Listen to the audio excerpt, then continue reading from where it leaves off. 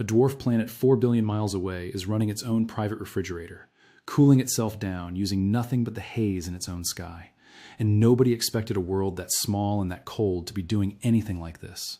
Stick around, because I am about to walk you through what scientists actually just confirmed about Pluto. And hit subscribe now, because this channel breaks down real space discoveries without the exaggeration. And you do not want to miss what else is coming out of the outer solar system. Let's go back to where this story actually begins. Because Pluto's history is stranger than most people remember. In 1930, a 24-year-old assistant named Clyde Tombaugh, working at an observatory outside Flagstaff, Arizona, was given one of the most tedious jobs imaginable. He photographed the same patch of night sky on different nights, then flipped back and forth between the plates, searching for a single point of light that had shifted position. Most nights produced nothing at all. Then, on one plate in February of that year, something moved. A tiny dot had shifted against a background of fixed stars, and that dot became Pluto. For the better part of a century afterward, it held the title of the 9th planet in our solar system, even though it was so distant and so small that astronomers could only guess at what it actually looked like up close. Then in 2006, the International Astronomical Union held a vote and formally reclassified Pluto as a dwarf planet, stripping it of the title that had made it famous. It remains the only world in recorded astronomical history to be discovered, celebrated, and then formally voted out of the very category that once defined it. For a long time, that felt like the end of the story. Pluto was small, distant, and easy to file away as unimportant. That assumption did not survive contact with real data. It is worth pausing on just how little we actually knew about Pluto before any spacecraft ever visited it. For most of the 20th century, even the largest telescopes on Earth could only resolve Pluto as a tiny, blurry smudge of light. Astronomers could estimate its orbit fairly precisely, since that only required tracking its position over time. But its size, its surface composition, and whether it even had an atmosphere at all remained genuinely open questions for decades. Some early estimates wildly overstated its size, assuming it needed to be large enough to explain certain gravitational effects on the orbits of Neptune and Uranus that were later found to be measurement errors rather than real influences from Pluto at all. In other words, much of what the public believed about Pluto for generations was built on guesswork, stacked on top of more guesswork, which makes what happened next even more remarkable. In July of 2015, after a journey lasting 9.5 years across billions of miles of empty space, NASA's New Horizons spacecraft flew past Pluto at more than 30,000 miles per hour. It had exactly one chance. No orbit, no second pass, just a narrow window of a few minutes to capture as much as it possibly could before continuing on into the darkness of the Kuiper Belt forever. What it sent back completely rewired what scientists thought they knew. A massive, pale, heart-shaped plane stretched across the surface, smooth and strangely young-looking compared to the ancient, heavily cratered terrain surrounding it. Mountains built from solid water ice rose more than 10,000 feet into a thin, hazy sky, frozen so hard at those temperatures that it behaved less like ice and more like solid rock. Fields of nitrogen ice appeared to be slowly churning in giant convection patterns, hinting at heat and motion happening beneath a crust that scientists had assumed was completely dead. And layer after layer of blue haze rose hundreds of miles above the surface, visible even when backlit by the sun. Pluto did not look like a leftover chunk of frozen rock. It looked like a world still in the process of becoming something. But New Horizons only got one look. It captured what it captured and kept flying deeper into the outer solar system, never to return. Whatever it missed on that single pass would remain a mystery for years. While scientists argued over the data and built models, they had no real way to test. What researchers needed was not a better photograph. They needed a way to read Pluto's chemistry directly from millions of miles away without ever sending another spacecraft. That is exactly what the James Webb Space Telescope was eventually able to do. Here is what makes Webb fundamentally different from a spacecraft like New Horizons. Webb does not fly past anything and snap a picture. Instead, it reads light itself, breaking it apart into its individual wavelengths to reveal the precise chemical fingerprint of whatever it happens to be staring at.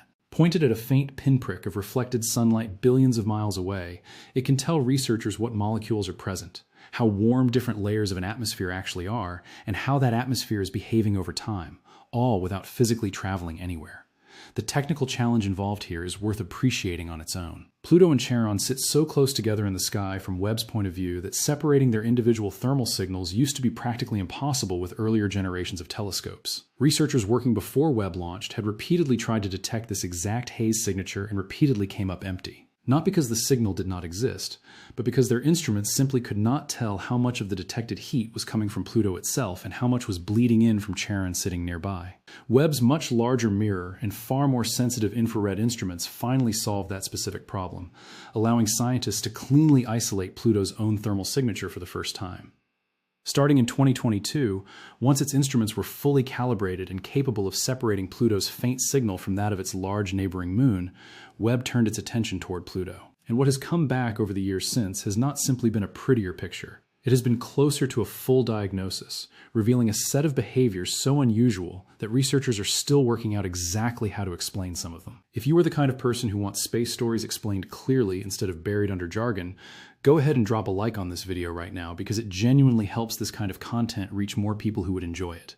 The first major finding involves that same blue haze New Horizons first photographed back in 2015. Researchers already knew Pluto's thin atmosphere was wrapped in a delicate shroud of hydrocarbon particles. But what nobody had confirmed was exactly what that haze was doing to the world underneath it. Back in 2017, a planetary scientist named Shi Zhang, working at the University of California, Santa Cruz, proposed an idea that sounded almost backwards at the time. On Saturn's moon, Titan, atmospheric haze traps heat and warms the world below it. Zhang argued that Pluto's haze might be doing the exact opposite, absorbing sunlight during the day and then radiating that energy straight back out into space as infrared heat faster than Pluto's extremely thin atmosphere could ever hold on to it. In effect, the haze would not be acting like a blanket. It would be acting like a radiator, actively bleeding heat away from a world that already had almost none to spare. At the time, this idea struck many of Zhang's peers as unlikely, and there was no instrument available yet capable of actually testing it. That changed once Webb's mid-infrared instrument became available and sensitive enough to separate Pluto's faint thermal signal from that of its largest moon, Charon. Something earlier telescopes had never been able to do cleanly. A team of researchers led by astronomer Tanguy Bertrand at the Paris Observatory used that instrument to measure Pluto's atmosphere directly. And the results published in the journal Nature Astronomy in June of 2025 confirmed almost exactly what Zhang had predicted 8 years earlier. Pluto's upper atmosphere really is being actively cooled by the very haze particles suspended within it, and it turned out to be roughly 30 degrees Fahrenheit colder than earlier models had expected. Researchers now describe this as a genuinely new kind of climate, one that behaves differently from every other atmosphere we have studied anywhere else in the solar system.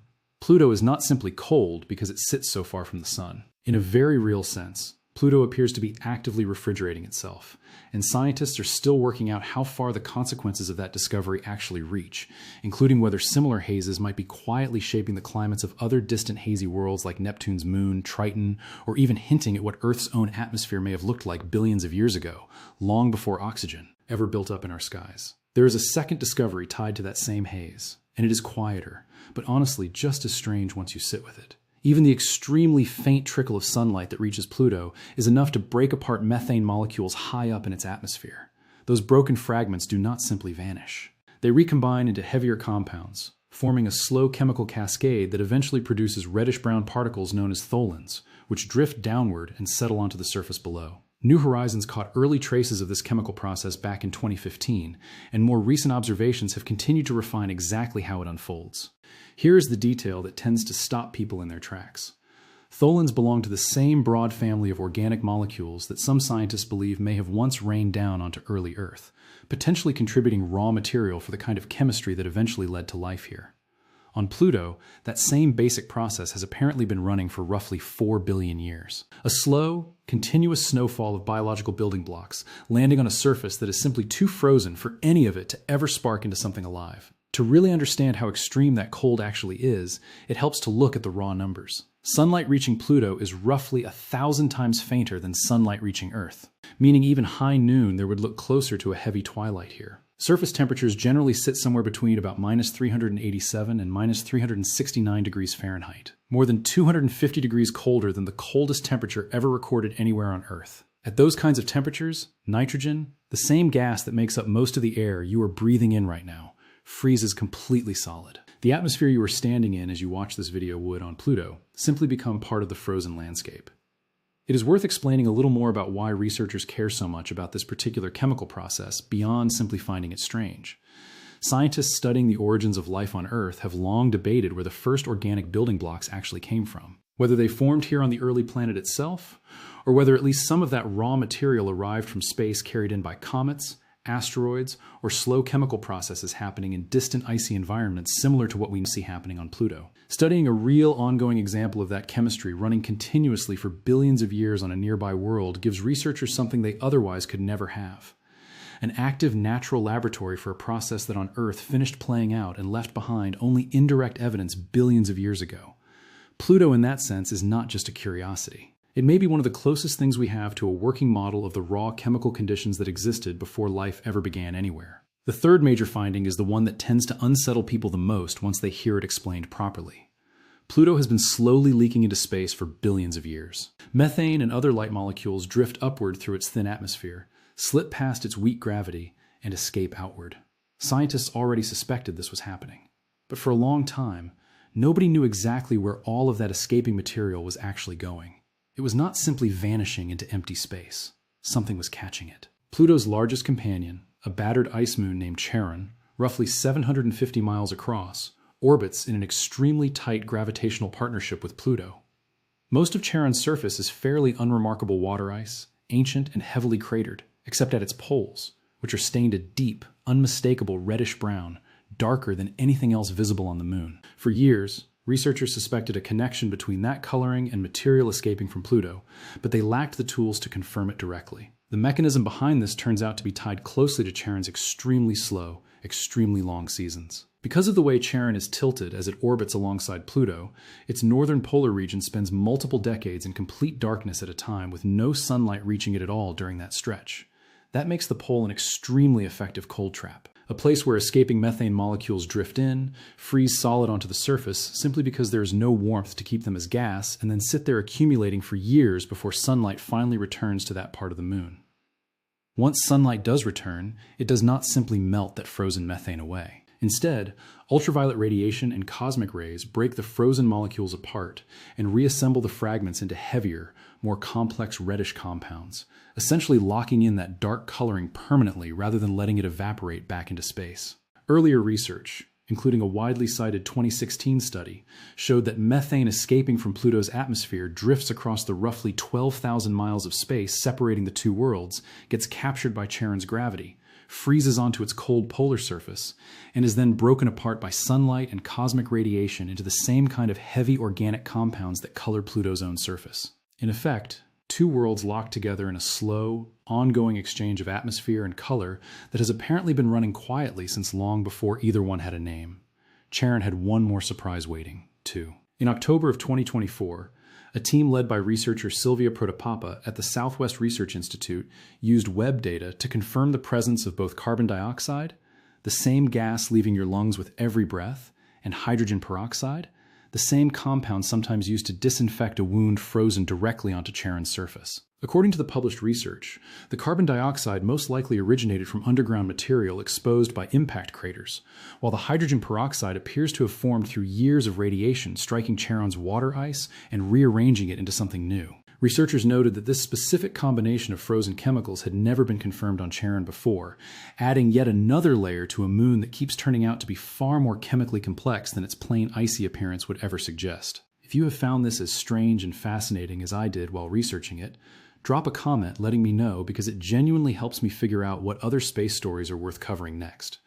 Now, picture for just a moment what it would actually be like to stand on Pluto's surface, because the details are almost hard to imagine otherwise. The sun would still be visible, but only as an intensely bright point of light, smaller than a pinhead held at arm's length, giving off no real warmth and no meaningful glare. You could look directly at it without any discomfort at all. The sky around it would sit in a permanent grayish-blue gloom, thick with haze, never fully day and never fully night, just an unchanging dimness. The ground beneath your feet would not behave anything like ice does here on Earth. At nearly 400 degrees below zero, water ice stops being slippery and instead behaves closer to solid rock, hard enough to ring almost like metal if struck. The atmosphere, roughly 100,000 times thinner than Earth's, would offer nothing to breathe. Though the extreme cold would reach you and freeze exposed skin almost instantly, long before the thin atmosphere itself became the immediate danger. And overhead, fixed permanently in the same spot in the sky, Charon would hang there, unmoving. The two worlds are close enough in size that they do not orbit each other the way Earth orbits its own moon. Instead, they orbit a shared point in empty space between them, locked so tightly that each one always shows exactly the same face to the other, a silent standoff that has been running for billions of years. The surface itself holds its own separate mysteries. In a region researchers named Tartarus Dorsa, New Horizons photographed something no spacecraft had ever documented anywhere else in the solar system. Tall rows of jagged ice blades, some reaching more than 1,500 feet high, made of frozen methane, and arranged in long, parallel ridges. Similar, but far smaller formations exist here on Earth in certain high-altitude deserts where they are known as penitentes and rarely grow taller than an average person. Scientists believe these Earth-based versions form through a slow process where sunlight causes uneven melting and sublimation across an icy surface, carving out taller sections while lower areas erode away faster, gradually sculpting the ice into narrow blade-like ridges over time. On Pluto, that same basic process appears to have played out on a vastly larger scale over a much longer stretch of time and using frozen methane instead of frozen water. A 2025 analysis of the original New Horizons data suggests these towering ice blades may wrap around as much as 60% of Pluto's equator, forming an entire ring of jagged frozen terrain circling the dwarf planet.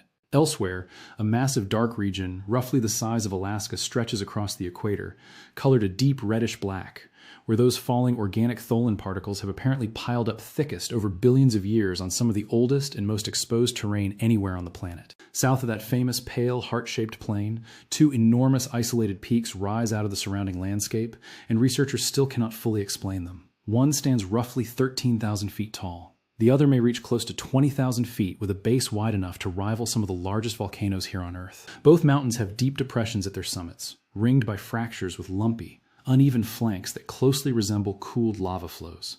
Except, of course, there is no molten rock on Pluto. If these features are what they appear to be, they are cryovolcanoes. Structures that once erupted not with melted stone, but with a thick slurry of water, ammonia, and methane forced upward from somewhere deep beneath the icy crust.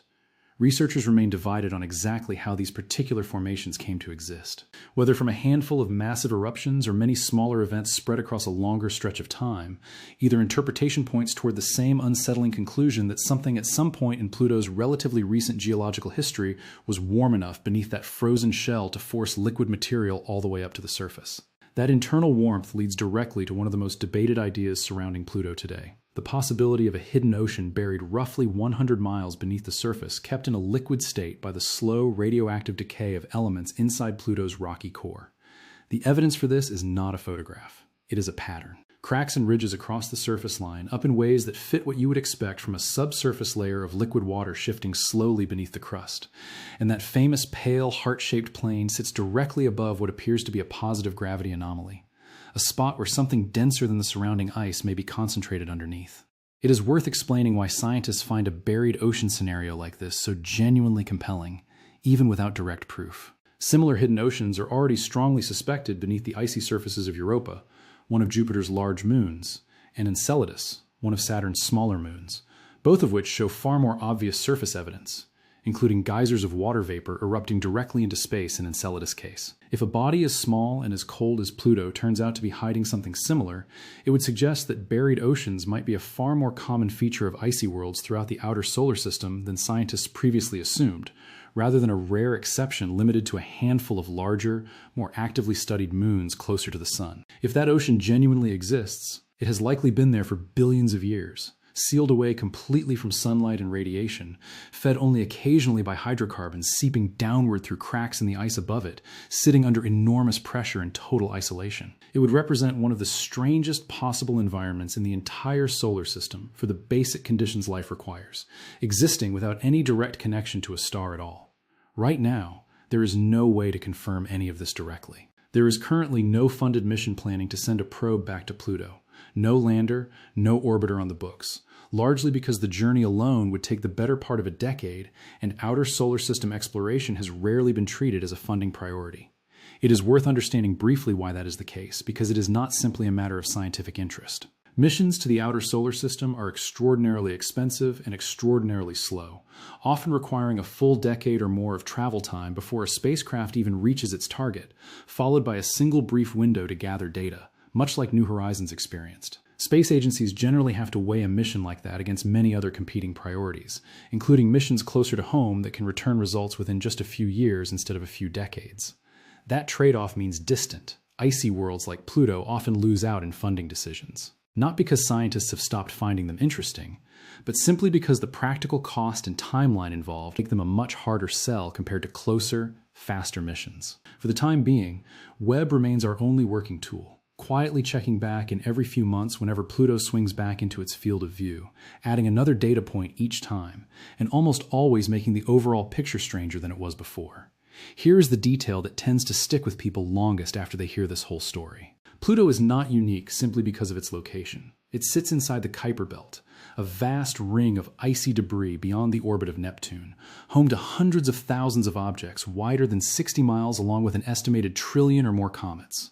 A handful of other bodies out there, including Eris and Makemake, come reasonably close to Pluto's size. Beyond the Kuiper Belt entirely lies the theorized Oort cloud thought to hold another trillion or so icy bodies stretching outward roughly a quarter of the way toward the nearest star. To put the scale of that region into perspective, the Kuiper Belt alone is estimated to span an area of space hundreds of times larger than the much more familiar asteroid belt sitting between Mars and Jupiter. The one most people picture when they think of a field of space rocks. And unlike that inner asteroid belt, which has been mapped in fairly close detail thanks to its relative proximity to Earth, the Kuiper Belt remains almost entirely unexplored territory. Only one spacecraft, New Horizons, has ever ventured deep enough into that region to closely photograph any of its larger residents. And even that mission only managed close flybys of two objects, Pluto and a much smaller, more distant body nicknamed Arrokoth, out of the hundreds of thousands of similarly sized worlds believed to exist out there. If Pluto is genuinely cooling its own sky, slowly bleeding its atmosphere onto a companion moon,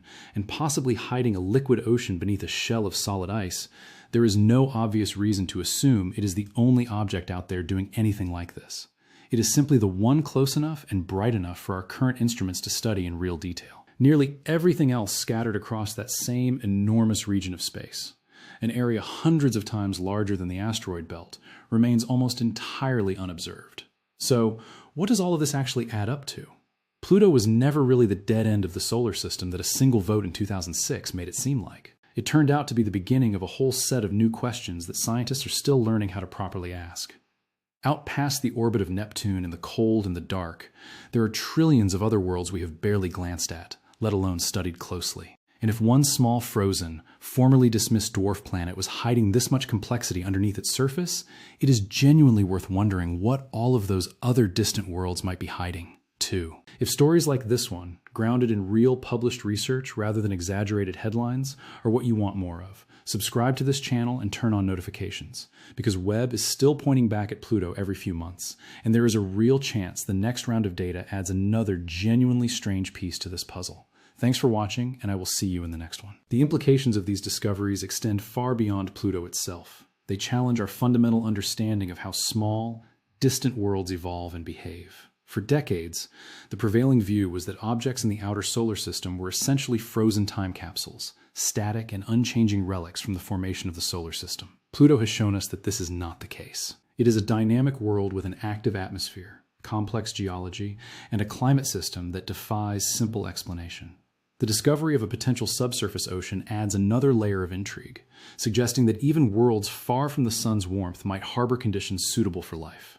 This raises the possibility that life, or at least the precursors to life, could be far more common in the universe than we ever imagined. The James Webb Space Telescope has played a crucial role in these revelations. Its ability to analyze the chemical composition of distant objects with unprecedented precision has opened up new avenues of research. By studying Pluto's atmosphere and surface in such detail, Webb has provided scientists with a wealth of data that will keep them busy for years to come. But Webb is just the beginning. Future missions, perhaps equipped with even more advanced instruments, could unlock even more secrets of the outer solar system. Imagine a spacecraft that could orbit Pluto, mapping its surface in high resolution, drilling into its ice, and perhaps even sampling its potential subsurface ocean. Such a mission would be a monumental undertaking, but the scientific rewards would be immeasurable. In the meantime, scientists will continue to analyze the data from Webb and New Horizons, piecing together the complex puzzle of Pluto's past and present. They will look for clues about its formation, its evolution, and its potential for habitability. And they will use what they learn about Pluto to inform their search for life elsewhere in the universe. After all, if a small, frozen dwarf planet at the edge of our solar system can be so surprisingly complex, what might we find on the countless exoplanets orbiting other stars? The search for answers is just beginning, and Pluto has shown us that the universe is full of surprises. The story of Pluto is also a reminder of the importance of exploration. For most of human history, we could only wonder about the worlds beyond our own. We could speculate, we could theorize, but we could not know. It was only when we began to send spacecraft to these distant realms that we started to truly understand them. New Horizons gave us our first close-up look at Pluto, and Webb has allowed us to study it in ways we never thought possible. Each new discovery builds on the last, expanding our knowledge and challenging our assumptions. And who knows what we will find next? The outer solar system is vast and largely unexplored. There are countless other worlds out there, waiting to be discovered. And each one has the potential to teach us something new about our place in the universe. So, as we look back on the journey of discovery that has brought us to this point, let us also look forward to the future. Let us imagine the missions that have yet to be flown, the discoveries that have yet to be made, and the questions that have yet to be asked. The story of Pluto is far from over.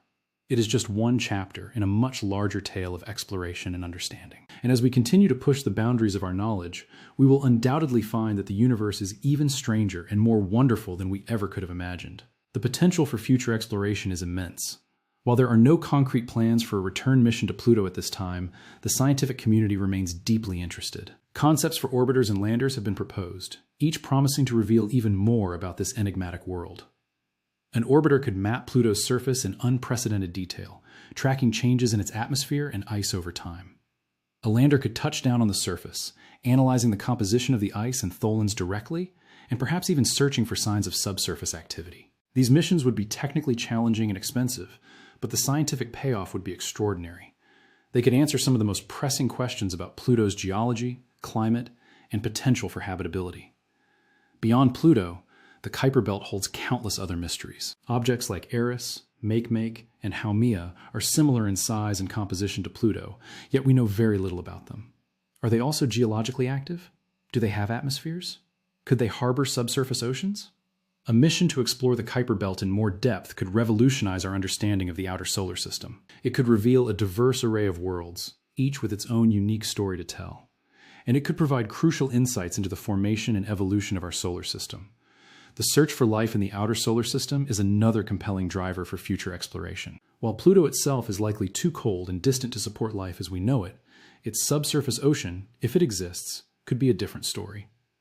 Similar oceans on Europa and Enceladus are considered prime targets in the search for extraterrestrial life. If Pluto also has a subsurface ocean, it would expand the habitable zone of our solar system significantly. It would suggest that life could potentially arise in a much wider range of environments than we previously thought. This has profound implications for the search for life on exoplanets as well. If icy worlds in our own solar system can harbor oceans and potentially life, then similar worlds around other stars might be even more promising targets. The technological advancements required for these missions are also driving innovation. Developing spacecraft that can survive the extreme cold and radiation of the outer solar system, communicate across billions of miles, and operate autonomously for years on end is a formidable challenge. But meeting these challenges pushes the boundaries of engineering and technology. It leads to new materials, new propulsion systems, and new ways of thinking about space exploration. These advancements often have applications beyond space exploration, benefiting industries and technologies here on Earth. Public interest and support are also crucial for the future of outer solar system exploration. Missions like New Horizons and the James Webb Space Telescope capture the public's imagination and inspire the next generation of scientists and engineers. They remind us of the wonder and mystery of the universe and our place within it. By continuing to share these discoveries and engage the public, we can build support for future missions and ensure that the exploration of the outer solar system continues. In conclusion, the story of Pluto is far from over. It is a story that is still being written, with each new discovery adding a new chapter. From its surprising geological activity to its complex climate and potential subsurface ocean, Pluto has shown us that the outer solar system is a place of endless surprises. And as we continue to explore this distant realm, we will undoubtedly find that there is much more to learn. The universe is vast and full of mysteries, and Pluto is just one key to unlocking them. So, let us keep looking up, keep wondering, and keep exploring. For in the end, it is not just about discovering new worlds.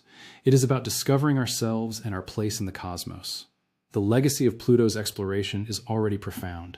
It has changed our perception of the outer solar system from a cold, dead region to a dynamic and diverse environment. It has challenged our assumptions about what small, distant worlds can be capable of. And it has opened up new avenues of research that will keep scientists busy for decades. But perhaps most importantly, it has inspired us. It has shown us that even in the darkest, coldest corners of our solar system, there is beauty, complexity, and wonder. It has reminded us that the universe is full of surprises, and that there is always more to learn. As we look to the future, the lessons of Pluto will guide us. They will inform our search for life, our understanding of planetary formation, and our exploration of the cosmos. They will inspire new missions, new technologies, and new discoveries. And they will remind us that the journey of exploration is never truly over. There is always another horizon to reach, another mystery to solve, another world to discover. And who knows what we will find? The universe is vast and full of possibilities, and Pluto has shown us that even the smallest, most distant worlds can hold the biggest surprises. So, let us continue to explore. Let us continue to wonder. And let us continue to be inspired by the mysteries of the universe. For in the end, it is not just about the destinations we reach.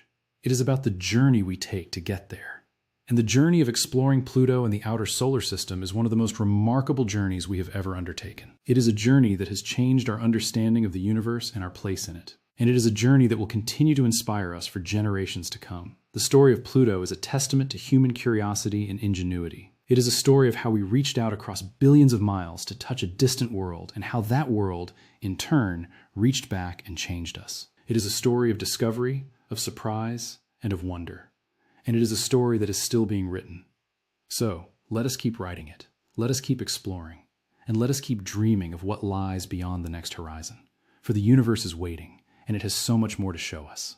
Thanks for watching. If you found this story as fascinating as I did, please share it with someone who needs to hear it. And don't forget to subscribe for more stories about the wonders of the universe and the incredible achievements of humanity.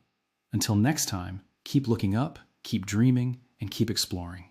Because the universe is waiting, and it has so much more to show us. The journey of discovery never ends, and Pluto is just the beginning.